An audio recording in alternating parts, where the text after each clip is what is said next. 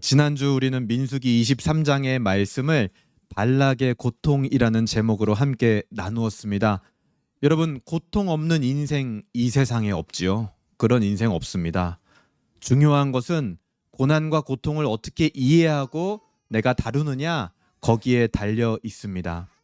한 주간 고난 중에 계신 예수 그리스도를 발견하고 하나님 중심으로 고난과 고통을 정리하는 시간이 되셨습니까? 그렇게 고난과 고통을 다루게 된 사람이 이제 하나님 나라를 위한 고난으로 뛰어드는 그 영광을 맛보게 될 겁니다. 그래서 우리가 고난을 잘 다룰 줄 알아야 되는 거예요. 오늘은 민수기 24장의 말씀을 나의 갈망이라는 제목으로 함께 나누어 보도록 하겠습니다. 우리 따라해 볼까요? 나의 갈망. 사람에겐 누구나 삶의 목적이 있습니다. 여러분이 목적이라는 단어의 뜻이 무엇입니까? 본질적이고 궁극적인 방향성. 이게 바로 목적이라는 단어의 정의입니다. 목표는 뭡니까? 목표는 그 목적을 이루기 위한 좀 더 구체적인 계획을 뜻합니다. 사람들은 목적을 따라서 많은 목표를 설정하고 살아갑니다. 서점에 가보면 가장 인기가 많은 책 종류 중 하나가 이 자기계발 분야입니다. 이 자기계발 분야의 고전 Start with Why라는 책이 있어요. 그리고 또 한 가지 있습니다. 성공하는 사람들의 7가지 습관이라는 책이 있는데요. 이 두 권의 책에서 동일하게 이야기하는 바가 뭐냐면 목적과 목표를 구분해라. 목적과 목표를 구분해라. 목적은 내 삶의 존재 이유이자 나의 내적인 동기입니다. 목표는 뭡니까? 목표는 구체적이고 측정 가능한 성취 지표라고 이야기를 합니다. 그래서 목표는요, 목적을 이루기 위한 수많은 도구들이에요. 목표와 목적 정리가 되셨나요? 목적은 좀 더 큰 방향성. 목표는 그 목적을 이루기 위한 구체적인 수단들. 그래서 이 목표를 세울 때요, 구체적인 가이드라인을 제시를 하는데 스마트 원칙이라는 게 있대요. 첫 번째, 목표는 반드시 구체적이어야 한다. 두 번째, 목표는 반드시 측정 가능한 것이어야 한다. 세 번째, 목표는 반드시 달성 가능한 것이어야 한다. 네 번째, 목표는 반드시 목적과 관련되어져 있어야 하는 관련성이 있어야 한다. 다섯 번째, 목표에는 반드시 시간 제한을 두어야 한다. 언제 될지도 모른 채로 그냥 너저분하게 흘러가는 것은 목표에 맞지 않다라는 겁니다. 자, 그러면 이 목표들이 향하고 있는 궁극적인 지점, 그럼 목적은 우리의 인생 가운데 어떻게 형성되는 걸까요? 사람들은요, 궁금해했어요. 내 목적을 어떻게 설정해야 될까? 무엇이 내 목적이 되어야 될까? 그래서 자기 스스로에게 물어보기도 합니다. 나의 가슴을 뛰게 하는 게 뭘까? 그래서 좋아하는 거, 내가 잘하는 거, 세상이 필요로 하는 거, 그러면서도 나에게 수익이 되는 거, 이 4가지가 겹치는 교집합을 삶의 목적으로 삼기도 합니다. 그리고 또 한 가지 방법을 소개해요. 책에서는 끝을 생각해 보래요. 나의 끝, 나의 장례식의 풍경을 생각해 보면서 조문객들이 나를 어떤 사람으로 기억해 주기를 바랐는지 한번 적어보래요. 그리고 거기서 내가 추구해야 할 목적을 발견할 수 있다는 겁니다. 또 어떤 경우는 이런 것도 있어요. 세상의 어떤 지점이 나를 불편하게 하느냐, 세상에 무엇이 나를 화나게 하느냐. 그래서 단순히 내가 즐거운 일이 아니라 내가 책임을 느끼고 인내할 수 있는, 그리고 불편함을 느끼는 그 문제 속에서 나의 소명을 발견하고 나의 목적을 발견하게 된다는 역설적인 접근도 있습니다. 여러분, 다시 한번 질문 드릴게요. 여러분의 목적은 뭡니까? 목표 말고 목적. 여러분 삶에 아마 수많은 목표들이 있을 거예요. 구체적인 계획들이 있을 겁니다. 그것들은 어떤 목적을 향해서 흘러가고 있습니까? 신앙 안에서도 우리 신앙의 선배들은요, 이 목적이라는 것에 대해서 굉장히 고민을 많이 했습니다. 그리고 질문이 있었어요. 이 믿는 자의 목적은 무엇이 돼야 될까? 그래서 우리 교리서 대소요리 문답에 보면은 양쪽 다 가장 첫 번째 질문이 뭐냐면 사람의 제일 되는 목적이 무엇이냐, 이거를 물어보고 있어요. 교리를 얘기하면 답은 뻔하죠. 뭡니까? 하나님을 영화롭게 하고 그분을 영원토록 즐거워하는 것. 답은 뻔합니다. 그러나 그 답이 우리에게 주어졌다고 해서 우리의 목적이 우리가 가진 이론대로 여러분 변하던가요? 아니요. 교리를 배웠어요. 아, 하나님께 영광 돌리며 살아야 되는구나. 하나님을 즐거워해야 되는구나. 그럼 내 목적이 그렇게 변하던가요? 아니요. 변하지 않아요. 결국 우리의 목적이 변화되기 위해서는, 올바르게 형성되기 위해서는 반드시 한 가지 확인해야 되는 게 있습니다. 그게 뭐냐? 바로 우리 안에 있는 깊은 갈망이 무엇이냐? 그거를 확인해야 된다는 거예요. 갈망, 내가 원하는 거. 그러니까 저 끝에 있는 거를 가지고 자꾸만 사람들은 얘기를 하려고 하는데 그 끝에 있는 거 얘기하기 전에 그건 이론일 뿐이고 진짜 내 저 마음속 깊숙한 곳에 있는 갈망이 뭐냐는 거예요. 우리가 형성하는 목적들은 결코 나의 갈망을 벗어날 수 없습니다. 사람은 그렇게 할 수 없어요. 아무리 내가 하나님을 영화롭게 하겠습니다, 하나님을 즐거워하겠습니다라고 말을 하고 그게 내 목적이야 라고 해도 실제 나의 갈망이 하나님을 영화롭게 하거나 즐거워하는 것이 아니면, 그게 즐겁지 않으면 거기서 오는 괴리감이 어때요? 상당하죠. 여러분 아마 신앙생활하면서 그런 거 다 느껴보셨을 거예요. 하나님을 영광스럽게 해야 돼. 분명히 하나님은 내가 즐거워해야 될 뿐이야. 내가 기뻐해야 될 뿐이야. 그런데 내 영혼이, 내 마음이 그거를 기뻐하고 있질 않아. 사실 내 갈망이 그게 아니란 말이에요. 남은 모르죠. 근데 나는 알아. 거기서 오는 괴리감이 있다라는 겁니다. 바꿔서 질문을 드려볼게요. 여러분이 정말 갈망하는 건 뭡니까?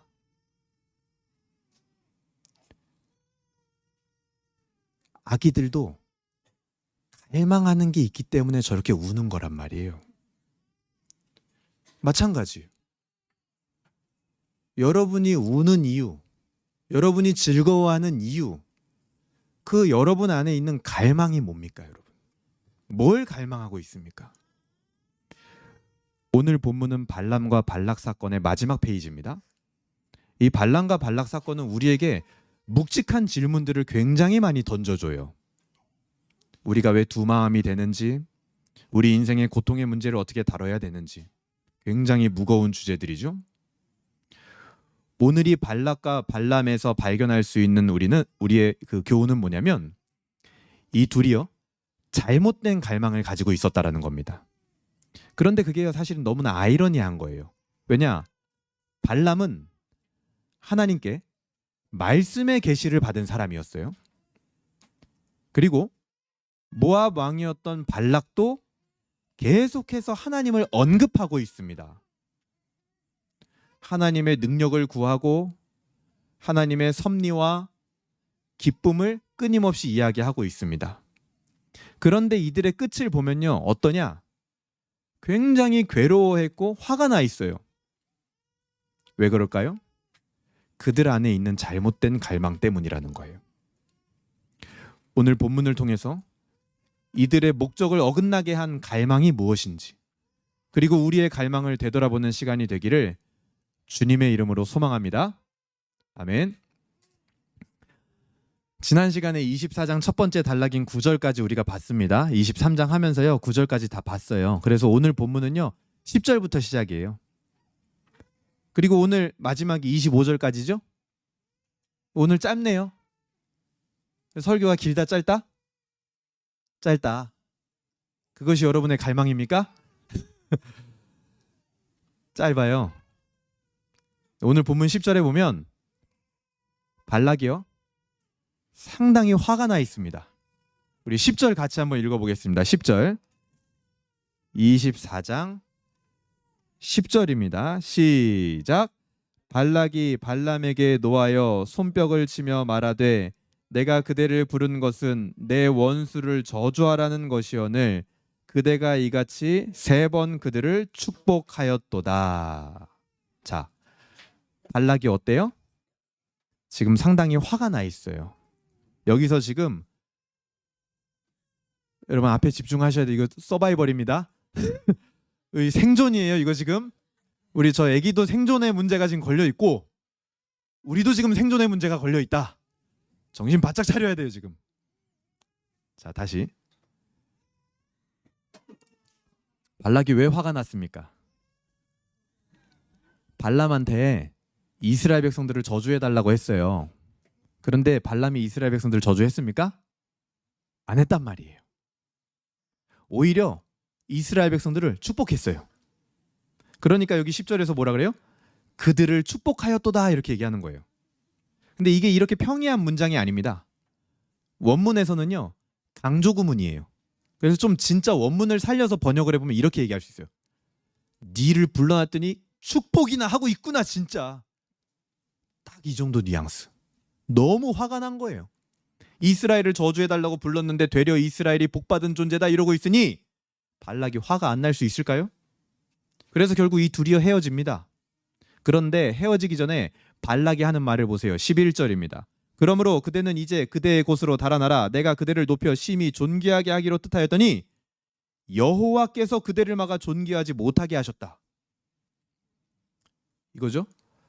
너 내가 불러가지고 이거 저주시켰는데 이것만 잘했어도 내가 너를 상당히 대우를 해주려고 했는데 왜 안 됐다?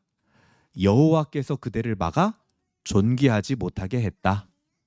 쉽게 말해서 하나님의 뜻이 아니었던 것 같아 라고 말하고 있는 거예요. 지금 어떻습니까? 지금 발락이 한 이 말만 보면 발락은 꼭 하나님의 뜻을 헤아릴 줄 아는 사람인 것 같아요. 내가 너한테 그렇게 시켜가지고 잘했으면 높여주려고 했는데 이번 일은 하나님의 뜻이 아니었던 것 같아. 아마 하나님이 너가 높아지는 걸 원치 않았던 것 같아. 이런 식으로 약간 조롱 섞인 어조로 얘기를 하는 거죠. 마치 하나님의 뜻을 굉장히 신경 쓰고 헤아릴 줄 아는 사람인 것처럼 지금 말하고 있어요. 그러니까 그 말을 듣던 발람이 뭐라고 했습니까? 12절 보세요. 발람이 발락에게 이르되 당신이 내게 보낸 사신들에게 내가 말하여 이르지 아니하였나이까. 13절 가령 발락이 그 집에 가득한 은금을 내게 줄지라도 나는 여호와의 말씀을 어기고 선악간에 내 마음대로 행하지 못하고 여호와께서 말씀하신 대로 말하리라 하지 아니하였나이까. 무슨 말이에요? 내가 처음부터 여기 올 때 당신 집에 있는 은금을 다 줘도 하나님 말씀만 전한다고 하지 않았냐? 이렇게 얘기하고 있는 거예요.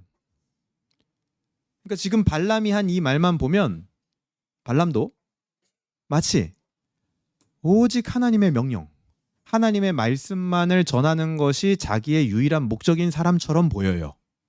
그죠? 그러니까 이 짧은 대화 안에서 발락과 발람 둘이요 하나님을 다 언급하고 있습니다. 엄청나게 하나님을 끌어들이고 있어요. 자신들의 뜻에. 그래서 여기까지만 보면 발락과 발람은 하나님의 뜻을 수긍하고 하나님의 명령을 받아들이는 하나님을 목적으로 한 사람처럼 보인다는 거예요. 그러나 우리는 잘 알고 있습니다. 이들이 하나님의 어떤 뜻이나 하나님의 말씀을 목적으로 한 사람들이 아니었다라는 것을 우리는 잘 알고 있죠.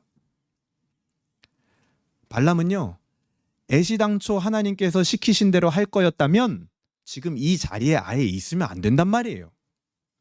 나귀가 얼마나 못 가게 말렸습니까? 하나님이 처음에 그들과 절대 가지 말라고 말하지 않았습니까? 여기 있으면 안 돼요. 진짜 하나님의 말씀대로 하려면. 그런데 은금의 마음이 빼앗기고 여전히 그 발락이 가진 은금이 자기의 눈앞에 아른거리니까 입으로는 하나님을 운운하면서 또 은금 이러고 있는 거예요. 반대편에 있는 발락도 똑같아요. 그가 정말 하나님의 뜻을 헤아릴 줄 알고 신경 쓰는 사람이었다면 이스라엘에 대한 예언을 들었을 때 이 일을 진작에 멈춰야 정상인 겁니다. 근데 어때요? 계속 저주하려고 시도했죠. 막 장소를 바꿔가면서. 자, 말은 하나님의 뜻을 운운했는데 하나님을 신경 쓰는 것 같은데 사실은 그들의 행동은 전혀 그렇지 않았다. 왜 이 둘이 엇박자를 일으킵니까?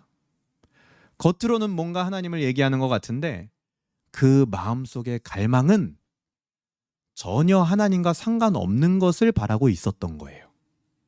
그러니 이런 괴상한 모습이 나타나는 거죠. 그러니까 14절 보세요. 발람이 이제 마지막 예언을 합니다. 이제 나는 내 백성에게로 돌아가거니와 들으소서. 내가 이 백성이, 여기서 이 백성은 이스라엘이죠. 이스라엘이 후일에 당신의 백성에게 어떻게 할지를 당신에게 말하리이다 하고 발람의 마지막 예언이 나옵니다. 근데 저는 이 본문을 읽으면서 이 마지막 예언을 도대체 왜 하지? 이런 생각이 들더라고요. 왜냐하면 이 내용 뒤에 보세요. 되게 기분 나쁜 말이에요. 이게 이스라엘 백성들 입장에서 들을 때야. 너네를 완전 모압을 깨부실 거야. 이거 이스라엘 백성들 입장에서 들으면 좋죠. 기분 좋죠. 근데 지금 앞에 있는 건 누구예요? 모압 왕이란 말이에요. 근데 그 모압 왕한테 이스라엘이 당신의 백성에게 어떻게 할지, 당신 백성은 이스라엘한테 끝장나, 이런 내용을 발락 입장에서 들으면 어때요? 아, 진짜 재수없는 말이죠. 뭐하러 이런 예언을 하고 갑니까? 그냥 가려면 그냥 가지.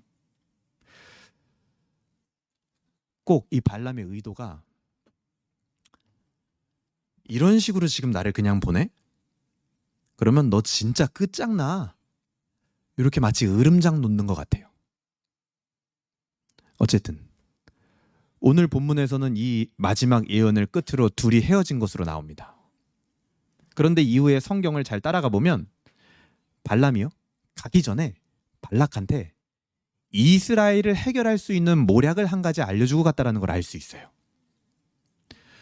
그러니까 이 둘은요, 마지막까지도 자기 속에 있는 그 어그러진 갈망을 좇은 사람들이었다는 거예요. 돈 한 푼 더 받을 수 있지 않을까 해가지고 이스라엘을 해치울 수 있는 다른 모략을 알려주고 가는 거예요. 저희 이스라엘을 끝장내버릴 수 있는 무언가가 마지막까지 있지 않을까, 그런 생각이 있기 때문에 그 발람의 말을 듣는 거예요. 잘못된 갈망이 있었다는 거죠. 끝까지. 오늘 본문은 짧지만 이 어그러진 갈망이 얼마나 사람을 우습게 만드는지 보여줍니다. 보통 이 정도 딱 우리가 성경 보잖아요. 그럼 우리가 지금은 어떤 위치에 있냐면 발람과 발락을 비판하는 위치에 아마 여러분들이 있을 겁니다. 지금 저 잘못된 갈망을 가진 것들. 그러니까 저렇게 말과 행동이 다르지. 이 둘은 자신의 인간적인 갈망을 하나님을 이용해 이루려는 자들이었던 거예요. 그것을 위해서 하나님의 말씀도 이용했고 그것을 위해서 하나님의 뜻도 운운했던 겁니다. 자, 이거를 우리에게 적용한다.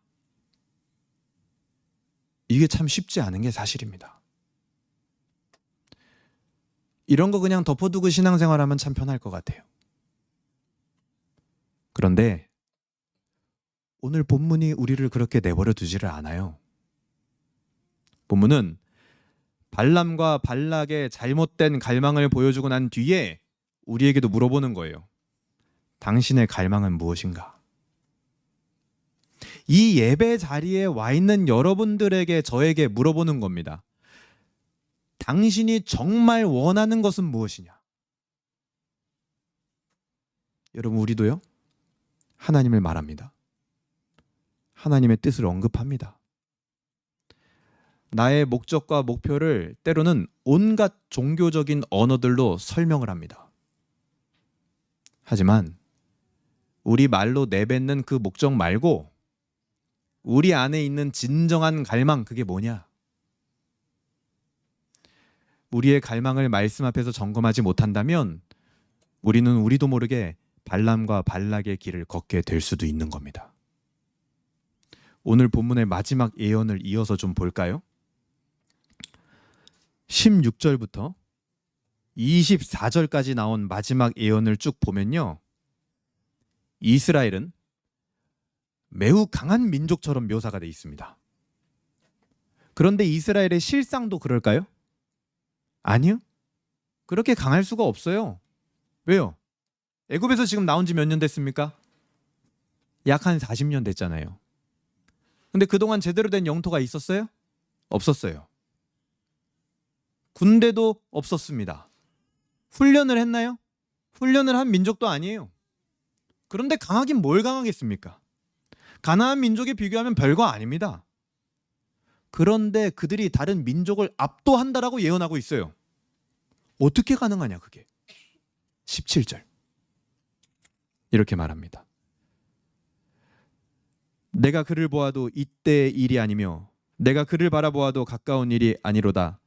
한 별이 야곱에게서 나오며 한 규가 이스라엘에게 일어나 모압을 이쪽에서 저쪽까지 쳐서 무찌르고 또 셋의 자식들을 다 멸하리로다.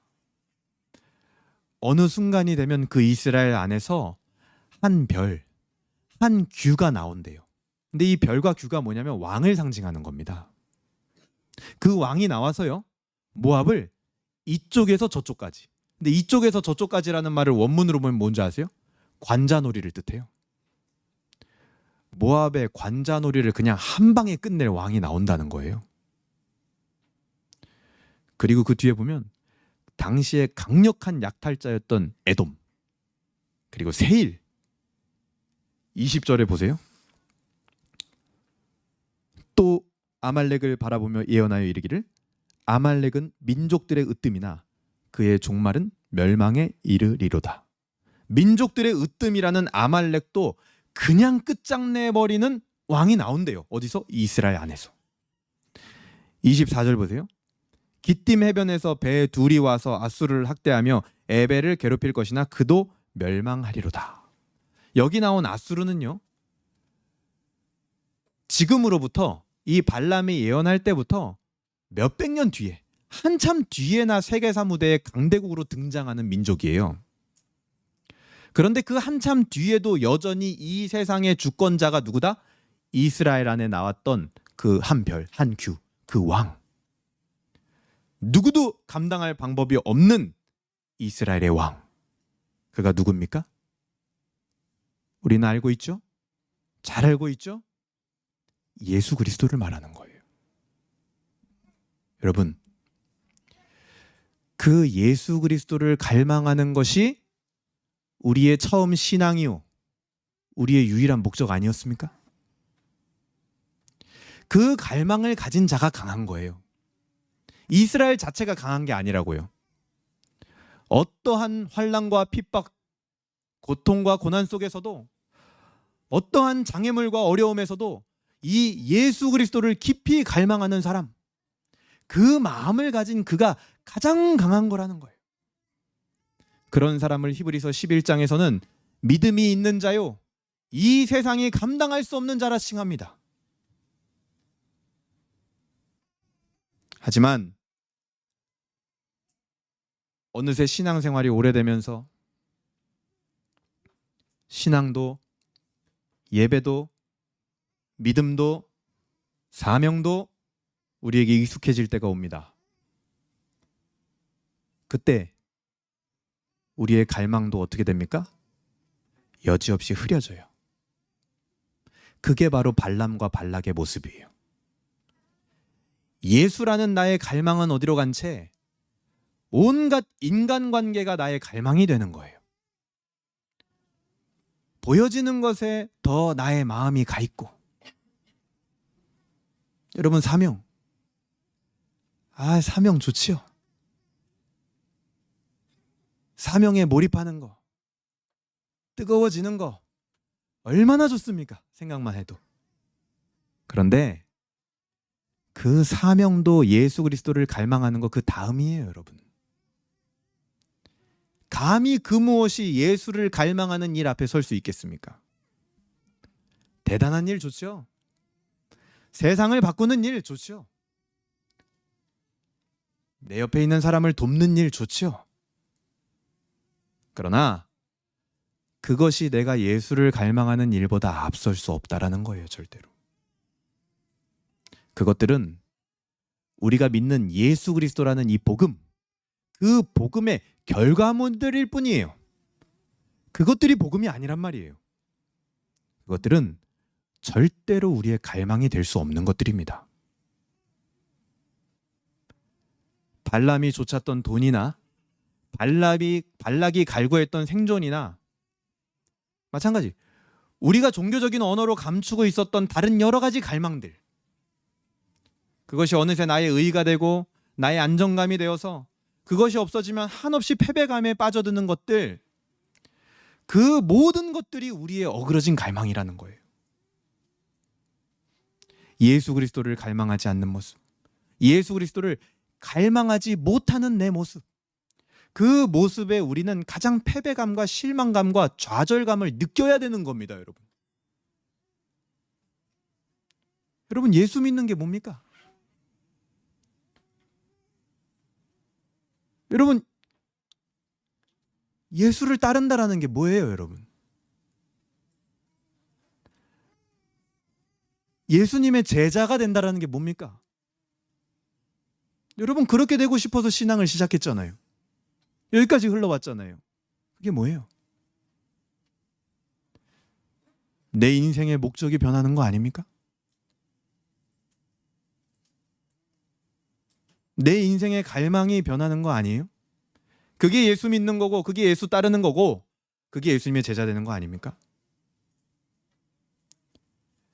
내 인생의 목적이 예수입니다. 아멘. 내 인생의 갈망이 예수 그리스도입니다. 아멘. 내가 가장 닮고 싶은 자가 바로 예수 그리스도입니다. 저는 예수님처럼 되고 싶습니다. 그 갈망을 가진 사람이 예수님 믿는 자요, 예수님을 따르는 자요, 예수님의 제자라고 불리는 자들 아니겠습니까? 그게 우리의 처음 신앙 아니었습니까? 예수님 너무나 닮고 싶지 않았어요? 예수님하고 너무 가까워지고 싶지 않았어요? 예수님 막 너무 알아가고 싶지 않았어요, 여러분?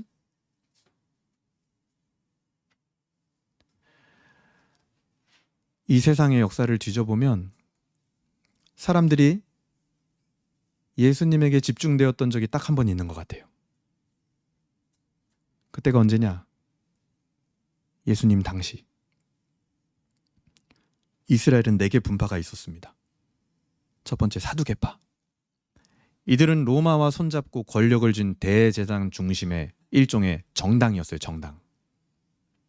기득권층인 거죠. 그러니 이들은 변동이 생기는 걸 좋아할까요? 싫어할까요? 싫어하죠. 자기들이 기득권인데. 그걸 본능적으로 거부했습니다. 그래서 로마랑 그냥 잘 지내길 원했어요. 두 번째, 바리새파가 있었습니다.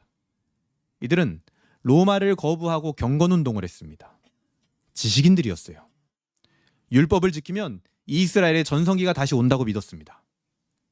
이들의 경건 속에 추악한 죄인들이 끼어들 자리는 없었습니다. 이들은요, 이 죄인들 때문에 이스라엘이 망가졌다라고 믿었거든요.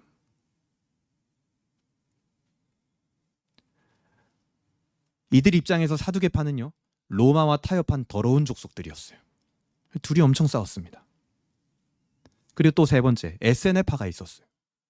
이들은 이 사두개파랑 바리새파 맨날 싸우는 거 꼴보기 싫은 거예요.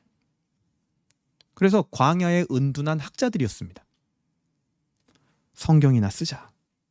동굴 속에서. 옛날에 우리 일제 때도 그런 사람들이 있었습니다. 막 서로 싸우는 거 꼴보기 싫어서 그런 사람들이 주로 어디로 갔냐? 간도로 갔습니다. 간도, 북간도. 거기서 학자들이 많이 나와요. 그리고 네 번째, 열심당원들이 있었어요. 이들은 무장한 독립운동가들이었습니다. 로마를 전복시키고 이스라엘의 독립을 찾으려는 자들이었어요. 이스라엘의 이 네 개 분파는요, 절대로 하나 될래야 하나 될 수가 없었어요. 항상 서로를 비판하고 싸웠습니다. 노선이 너무 달라요. 근데 이 모든 사람들이 딱 한 번 하나 된 적이 있습니다. 사두개파, 바리새파, 에세네파, 열심당원, 심지어 이스라엘의 군중들까지 모두가 한마음이 되었던 때가 있었는데, 그때 이 사람들이 뭐라 그랬냐? 그들이 다시 소리 지르되 그를 십자가에 못 박게 하소서. 이때 하나 됐어요. 이때가 온 인간들이 예수께 집중되었던 유일한 순간이란 말이에요. 정말 비참하죠. 집중을 하긴 했는데 죽여야 된다는 집중인 거예요. 비참하죠. 자신들의 안위를 꾀하기 위해 예수를 이용하는 집중이었어요.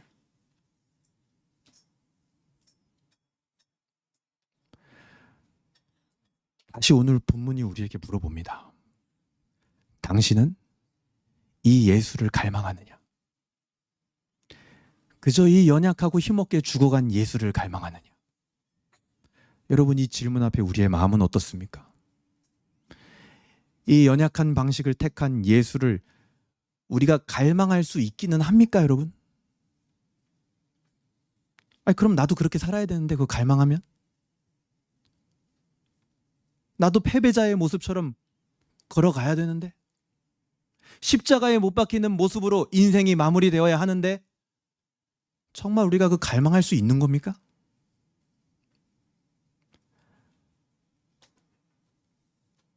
말로는 많이 얘기했죠, 우리가. 예수님처럼 되고 싶습니다. 나의 십자가를 지고 걸어가고 싶습니다. 하나님 나라를 위하여 살겠습니다. 말은 많이 했죠. 그게 정말 내 갈망이냐는 거예요. 안 됩니다. 그게 우리의 한계고 우리의 현실이에요.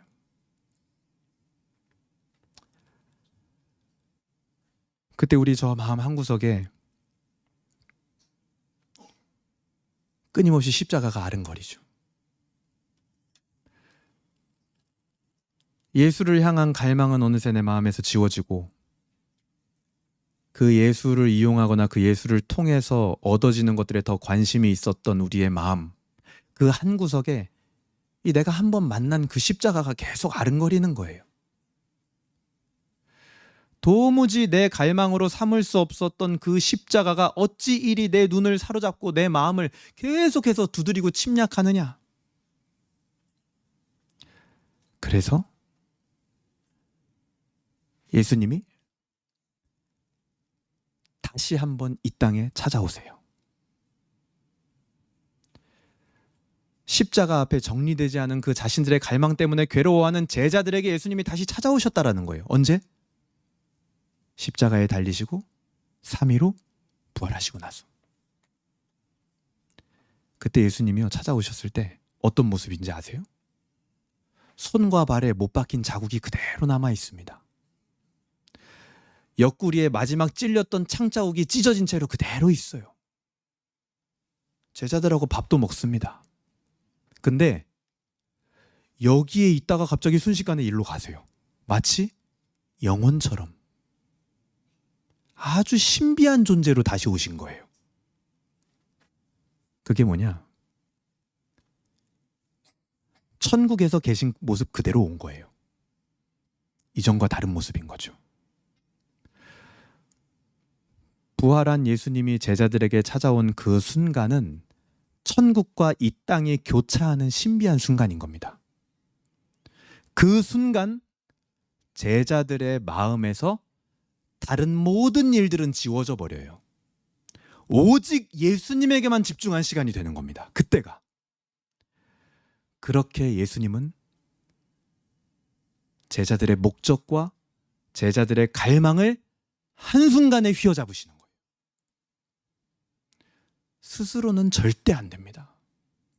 우리도 스스로 우리의 의지로 우리의 갈망을 변화시킬 수 있느냐? 절대 안 돼요.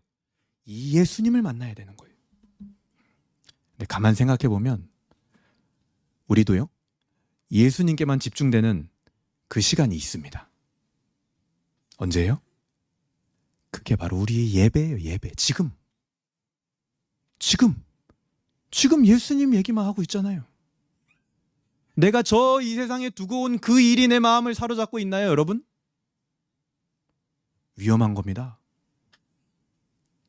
지금 이 시간만큼은 여러분 마음에 있는 모든 일들이 지워지고 예수께 집중되고 있고 예수의 이야기를 듣고 있잖아요. 놀라운 거예요. 부활한 예수님이 제자들에게 찾아온 그 현장, 그 일이 지금 우리에게도 일어나고 있는 거라고. 그게 이 예배라고요. 그러니까 우리의 예배는 천국과 이 땅이 조화를 이루는 아주 신비한 시간인 겁니다. 이 땅에요, 천국이 침투하는 놀라운 시간인 거예요. 그러니 이 시간이 얼마나 귀합니까? 다시금 우리의 갈망을 제자리로 돌려놓는 유일한 시간이 되는 거예요. 내 갈망, 내 목적을 사로잡는 예수 그리스도의 십자가 그리고 부활, 그것이 이 예배 가운데 100번, 1000번도 더 선포되어야 되는 이유인 거예요. 목사님, 복음 계속 얘기해. 매주 예수님 얘기, 매주 십자가, 매주 부활.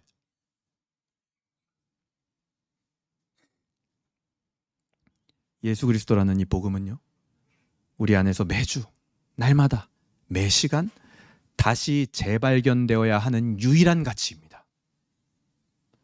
그것이 이 예배의 위대함이요, 이 예배의 능력이요, 우리의 강함이고 세상이 믿는 자들을 능히 감당하지 못하는 힘의 원천이 여기서 나오는 거예요. 우리의 갈망을 변화시키는 예배. 여러분, 오늘 말씀을 가지고 우리가 한 주 동안 삶을 어떻게 살아야겠습니까?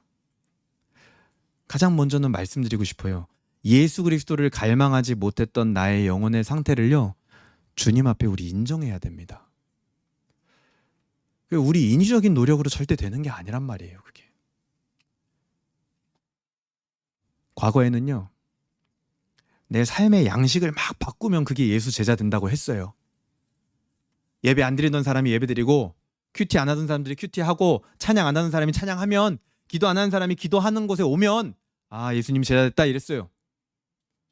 근데 삶의 모습은 그렇게 바뀌었는데 내 마음의 그 갈망이 변하지 않으면 그게 진짜 예수님의 제자 된 거 맞습니까? 아니란 말이에요. 우리 힘으로 되는 게 아니에요. 주님 앞에 인정해야 돼요. 나의 어그러진 갈망에 우리는 절망해야 됩니다. 그리고 도와주시기를 주님에게 간구하세요. 예배 중에 구하세요. 하루의 시작과 끝에서 도움을 구하세요. 그리고 주님이 능히 도와주실 수 있는 분임을 신뢰하시기 바랍니다. 주를 향한 갈망이 잘 나타난 시편이 있습니다. 시편 42편 2절에 보면요, 내 영혼이 하나님께 곧 살아계시는 하나님을 갈망하나니 내가 어느 때에 나아가서 하나님의 얼굴을 배울까, 이렇게 시인이 얘기합니다. 하나님을 갈망한대요.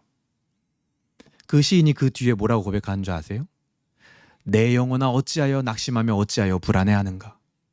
너는 하나님께 소망을 두라. 그가 나타나 도우심으로 내가 여전히 찬송하리로다, 이렇게 얘기해요. 시인이 가진 하나님에 대한 갈망이 무엇으로 나타났습니까? 찬송하리로다. 찬송으로. 시편 63편 1절도 이렇게 얘기합니다. 하나님이여 주는 나의 하나님이시라. 내가 간절히 주를 찾되 물이 없어 마르고 황폐한 땅에서 내 영혼이 주를 갈망하여 내 육체가 주를 앙모하나이다. 주를 갈망하는 이 시인이요, 뭘 하는 줄 아세요? 그 뒤에 보면요, 3절에 이렇게 말해요. 주의 인자하심이 생명보다 나음으로 내 입술이 주를 찬양할 것이라. 이러므로 내 평생에 주를 송축하며 주의 이름으로 말미암아 주를 찬양할 것이라. 여러분, 주를 갈망하는 모든 자들은요, 주를 찬송했습니다. 찬송했다라는 표현보다 찬송이 그들 안에서 터져 나왔어요. 여러분, 주를 갈망하십니까? 주님을 찬양하시기 바랍니다. 기도 중에 찬양하세요. 길을 걷다 찬양하십시오. 운전하다 찬양하십시오. 예배하며 찬양하십시오. 밤에도 찬양하고 낮에도 찬양하고 하루의 시작과 끝에서 찬양하길 바랍니다. 주를 향한 나의 갈망을 찬양으로 드러내는 한 주가 되기를 주님의 이름으로 소망합니다. 마지막 적용입니다. 주를 갈망하는 자의 최후는 어떻느냐? 오늘 25절에 보면요, 발람과 발락이 자기 길로 갔다 이렇게 나와요. 주를 갈망하는 자는 발람과 발락처럼 자기 길로 가지 않습니다. 주를 갈망하는 자는 주님의 갈망을 나의 갈망으로 삼게 되는 거예요. 그 놀라운 신비로운 연합이 내 안에 일어나는 겁니다. 드디어.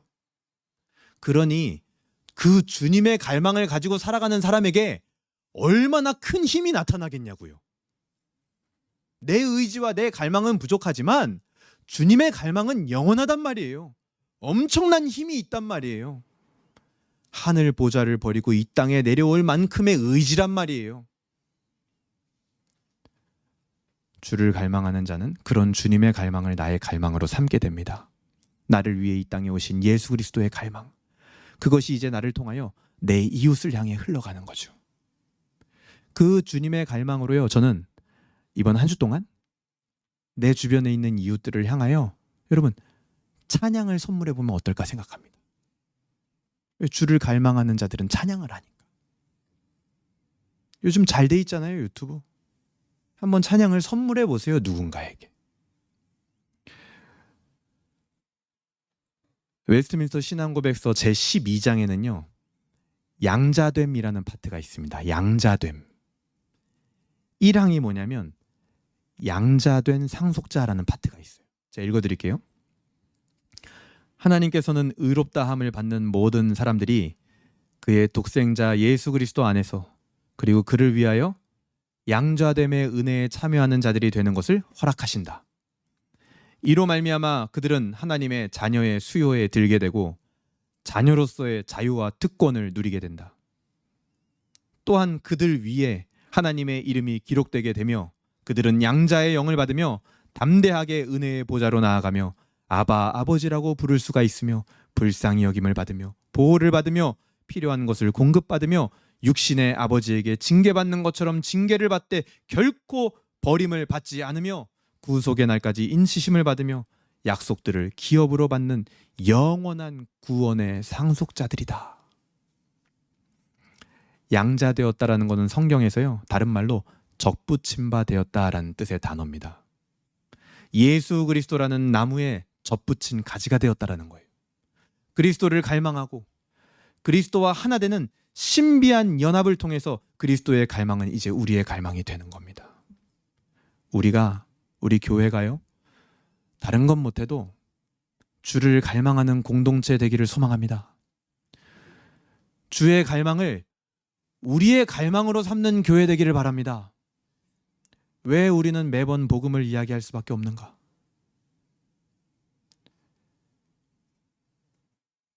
복음, 예수 그리스도만 가지고 그것만 이야기하면 교회가 되는가?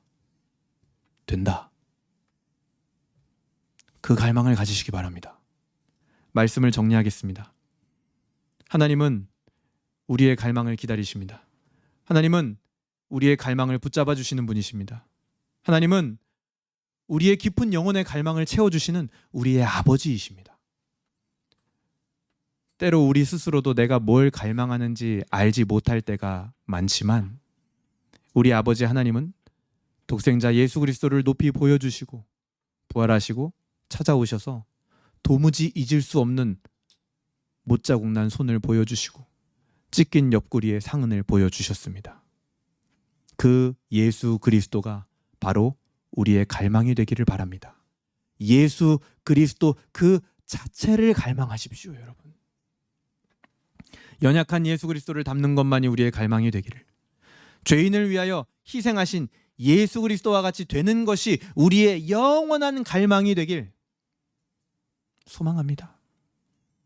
예수 그리스도를 갈망하는 것이 이 세상의 어떤 쾌락보다 더 큰 쾌락이고 즐거움임을 아는 우리가 되기를, 그런 경험을 하는 한 주가 되기를 주님의 이름으로 소망합니다. 아멘.